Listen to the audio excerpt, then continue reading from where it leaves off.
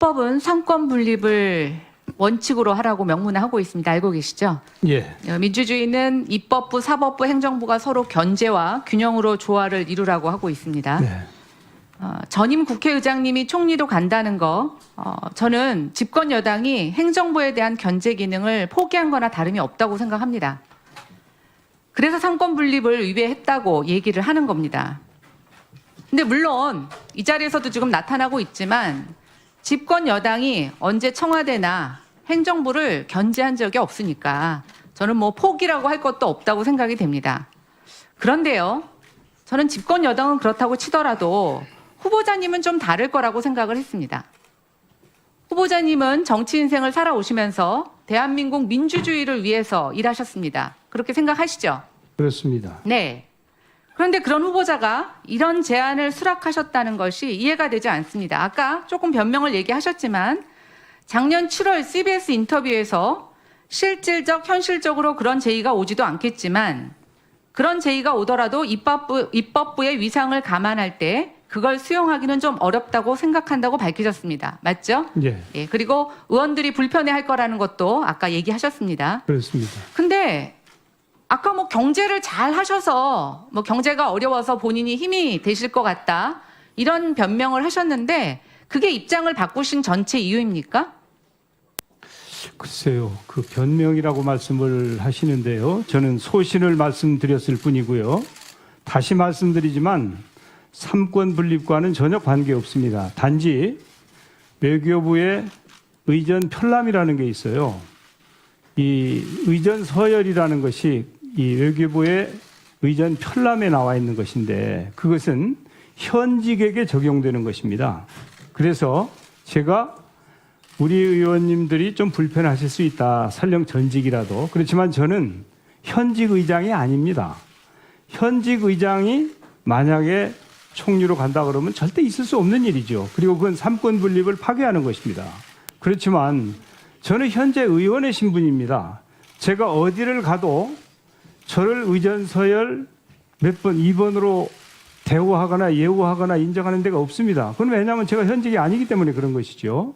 그래서 입법부 구성원들 입장에서는 불편할 수도 있고 마땅치 않을 수도 있다. 저는 그건 인정한단 말이죠. 네. 그래서 예, 입법부 후보자님. 구성원들에 대해서는 송구하게 생각하지만 후보자님 무슨 말씀인지 잠깐만 알겠는데요. 들어주세요. 아니요. 국민들께서는 달리 생각하시더라. 그래서 제가 할 역할이 있다면 그 격을 파괴하더라도 하는 것이 옳다. 이렇게 생각한 겁니다. 네. 근데 저는 굉장히 주관적인 판단이라고 생각하시는데요. 한 번 의장을 하셨으면 밖에 나가서 정세균 의원님 이렇게 호칭을 받으십니까? 전 의장님 이렇게 표현을 받으십니까?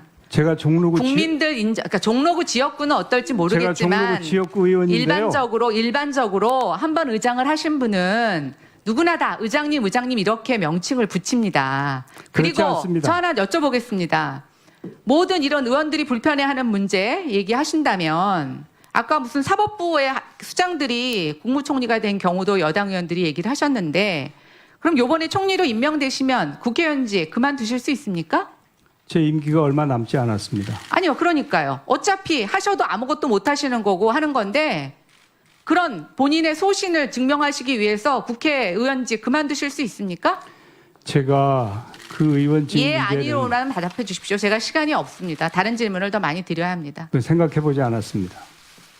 제 임기가 저는요. 4개월밖에 남지 않았습니다. 청와대하고 집권 여당이 대선 지지도 여론조사 1위를 하고 계시는 이낙연 국무총리를 정치 복귀하기 위해서 지금 전임 국회의장을 대타로 심고 있다고 생각이 됩니다.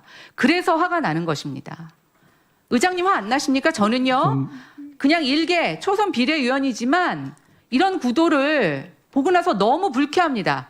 이제는 야당을 그동안 그렇게 무시하더니 국회의원 전체, 국회 위상을 이렇게 무시해도 되나 이런 생각이 들어서 그래서 말씀을 드리는 겁니다. 그런데 이 논란이 계속 끊이지 않을 것 같아서 일단 저는 이 논란에 대해서는 이 정도 답변만 듣도록 하겠습니다. 제 본 질문에 들어가도록 하겠습니다.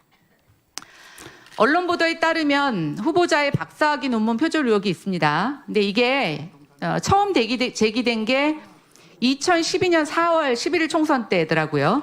근데 그때 후보자는 이 문제에 대해서 공식 답변을 하신 적은 없습니다. 그리고 그 당시에 민주당 통합선대위 대변인이 흑색 선전이라고 처리하라 이렇게 입장을 밝힌 게 답니다. 이번에 국무총리 후보자로 지명되시면서 이 문제가 또 제기되었는데 존경하는 주호영 의원께서 서면으로 이에 대한 입장을 물으셨더니 그에 대한 후보자 공식 답변이 왔습니다. 제가 읽어드리겠습니다. 당시 담당 교수의 지도와 적법한 심사를 거친 논문으로 심사 책임 교수도 문제가 없다고 밝힌 바 있습니다. 다만 논문 인용 방법 등이 현재의 강화된 윤리 기준에 비해 부족한 부분이 있다면 그 점에 대해서는 유감으로 생각합니다. 라고 답변했습니다. 맞죠? 그렇습니다. 네. 심사 책임 교수가 문제가 없다고 한 것이 표절 문제입니까? 정확하게? 그렇습니다. 근데 이상합니다. 우리가 담당 교수와 지도와 적법한 심사를 거친 논문 중에도 사후에 표절들로 판명돼서 취소가 되거나 표절 논문으로 지명되는 경우가 많이 있습니다. 혹시 오후에 시간이 되신다면 심사 책임 교수로부터 서면으로 표절에 문제가 없다는 답변을 좀 받아서 제출해 주시면 좋겠습니다. 그리고 네. 저는 답변은 필요 없으십니까? 네, 이건 제가 확인만 하면 됩니다. 그다음에 이제 인용 방법 등이 강화된 연구 윤리 기준에 비해서 부족한 부분이 있다고 하셨는데 그건 인정하십니까? 예. 그것은 저는 2004년에 논문을 통과한 것이고 네. 2007년도에 연구 윤리 기준이 강화되었습니다. 2007년에 강화된 기준의 구체적인 내용을 아십니까? 예, 압니다. 뭡니까? 2007년에 뭐가 기준 강화가 됐습니까? 인용을 하고 줄을 다룰 때 네. 세심하게 네. 누락되거나 그냥 넓게 인용을 하지 말고 제대로 잘 표기하도록 그렇게 연구 윤리 기준이 강화되었습니다.